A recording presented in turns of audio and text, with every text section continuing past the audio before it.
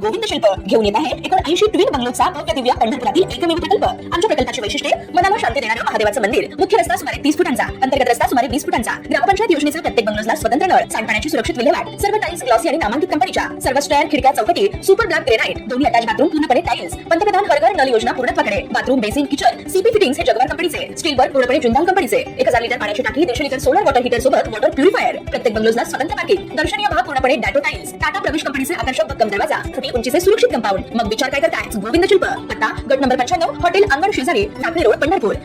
नागपूर शहरातील एका हॉटेलमध्ये आई आणि मुलाने आत्महत्या करण्याचा प्रयत्न केल्याची धक्कादायक घटना समोर आली आहे। या घटनेत मुलाचा मृत्यू झाला असून आईची प्रकृती चिंताजनक आहे। जयंती असं आईचं नाव असून सूरज असं मृत मुलाचं नाव आहे। दोघेही मूळचे बंगळुरू येथील रहिवासी असल्याची माहिती पोलिसांनी दिली आहे। या घटनेमुळे नागपूरसह बंगळुरूमध्येही खळबळ उडाली आहे। मिळालेल्या माहितीनुसार सूरजचे काही महिन्यापूर्वीच लग्न झाले होते, मात्र वैवाहिक आयुष्याला फार काळ लोटला नाही तोच सूरजच्या पत्नीने गुरुवारी बंगळुरू येथे आत्महत्या केली। तिच्या मृत्यूनंतर गंभीर आरोप समोर आले। हुंड्यासाठी तिचा छळ होत असल्याचा आरोप मृत तरुणीच्या नातेवाईकांनी केला असून या प्रकरणी त्यांनी बंगळुरू येथील स्थानिक पोलीस स्टेशन समोर आंदोलन केले होते।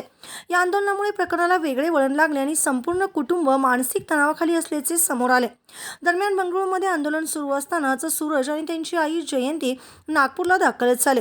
त्यांनी शहरातील सोनेगाव परिसरातील एका हॉटेलमध्ये मुक्काम केला होता।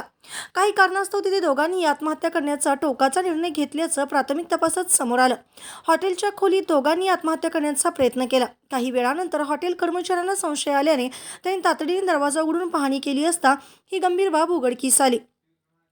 घटनेनंतर तात्काळ सोनेगाव पोलिसांना आणि रुग्णवाहिकेला पाचारण करण्यात आले।